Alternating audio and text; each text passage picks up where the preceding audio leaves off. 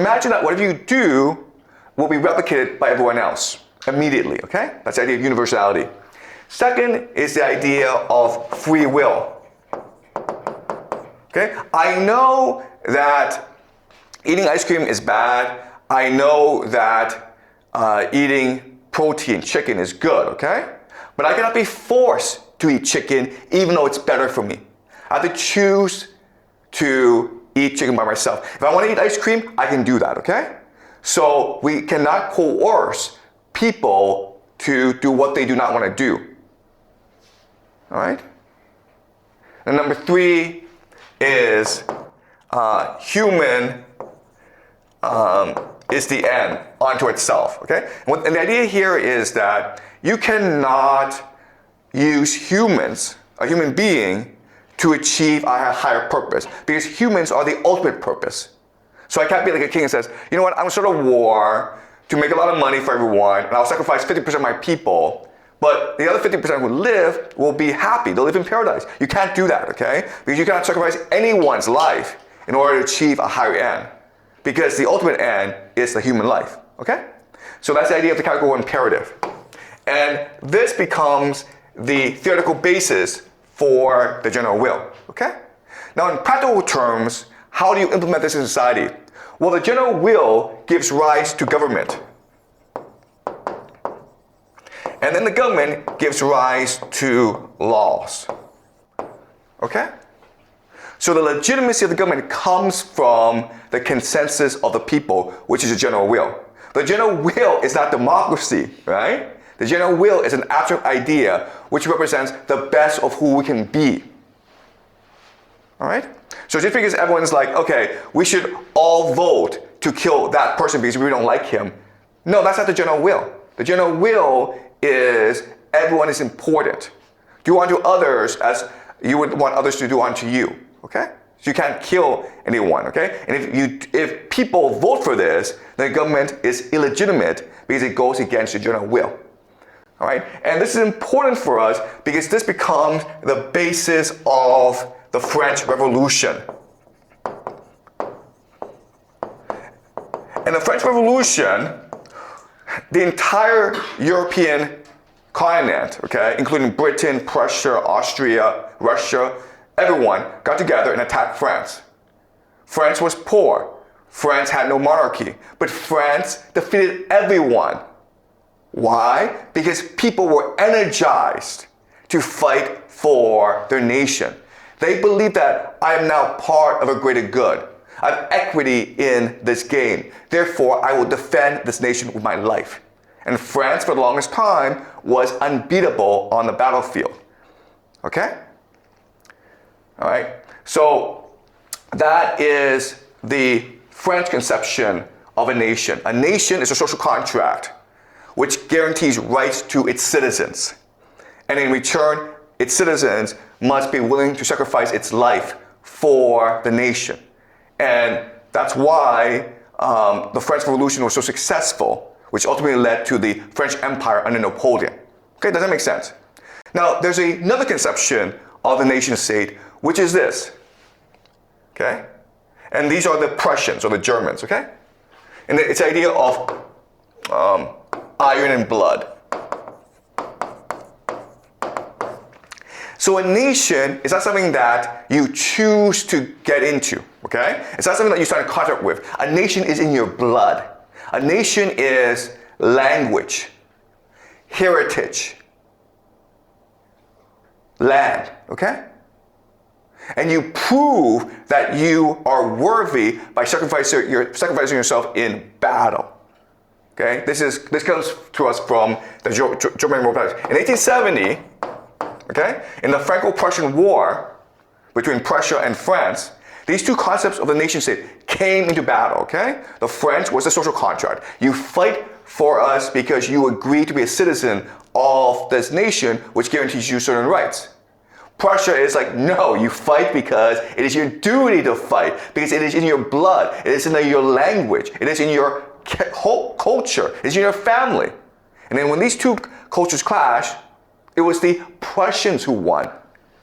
And that created, of course, Germany, okay? So in 1870, the the modern nation of Germany was founded by the Prussians when it defeated France in the Franco-Prussian War. All right? So now we go to America. Okay? And America has a different conception of the nation state. Okay? So at this time in history, first of all, America, it's a very small place, 13 colonies. And the continent is controlled by these indigenous people. The French are there, the Spanish are there, okay? But the Americans are very, very ambitious. And they are expanding really, really fast. And Britain, the home country, actually becomes afraid of America. Because at this time, about the 1700s, America has more people, it's wealthier. It's welcoming people from all around Europe.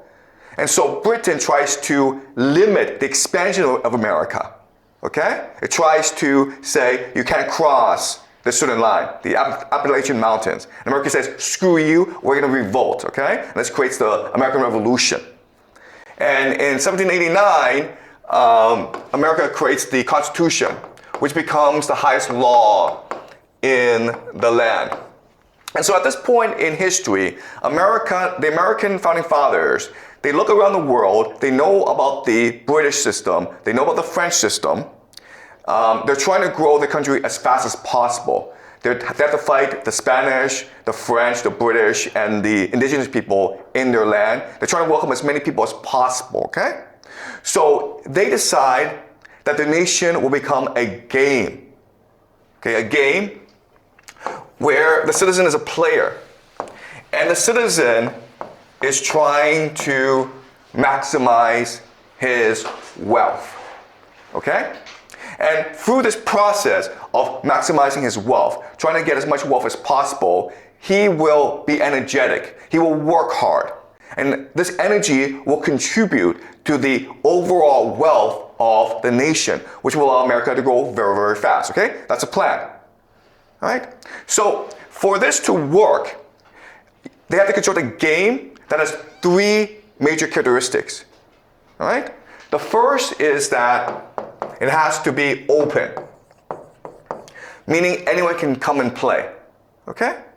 But that just means also limiting the history and the ethnicity of the place, okay? So the concept that America creates is the idea of melting pot. We welcome anyone who comes to America, regardless of your race, regardless of your history, regardless of your wealth, as long as you're willing to assimilate into America, into the melting pot, okay? That's the first idea. Second idea is fairness. And the third is clarity. So in other words, people are willing to play a game and work really hard to win this game if, first of all, they can play this game, they're allowed to play this game, they're not discriminated against. Also, if the rules are really clear, okay, you understand what the rules are. In America, the rules are very simple. You go to America, you follow the law, you work really hard, you get rich, okay? Really simple, it's called the American dream, right? And the third thing, of course, is that the game is fair. Meaning, the only criterion to generate wealth is how hard you work, how much talent you have, how much merit you have, right? The idea of merit. Okay? And look, this is true.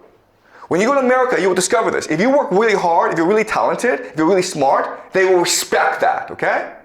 I've been to a lot of countries, and I can tell you that in America, this is true. But it's not true in Canada. I grew up in Canada, and they don't really care if you're ambitious. They really don't care if you're smart. They don't care if you work hard. They don't care. They expect you to follow the rules and conform, okay? That's Canada.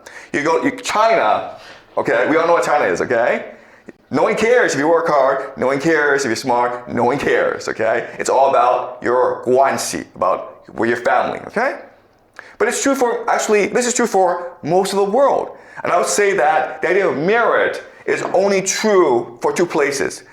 America is the most obvious example, okay? I've been to meetings where at first Americans are like, this guy's Chinese, he probably doesn't speak any English, he's not that smart, okay? So there's discrimination going on. But the moment I speak, the moment I try to make my case, They are won over by my logic, okay? By my arguments, by my creativity. And they welcome me into the club. That's just the American attitude of being open-minded, of being generous, of appreciating talent above everyone else, okay? The English are also very similar in that way, in that, yeah, maybe they're racist, but if you can make a good argument in front of them, they will accept your argument, okay? But guess what, guys? Nowhere else is this true, okay? In China, you have the best argument in the world. No one cares, right? Okay? So there are lots of issues with America, but in all honesty, America is a place that really does appreciate merit and which really does reward merit. And that's why everyone wants to go to America. All right? All right. So the question then is, how did America create this system? Okay. Well, it did so through the Constitution. The idea of the Constitution is to create a game and make this game above power. Okay? And how they did that is creating a system of government that checks and balances each other. So you have the president,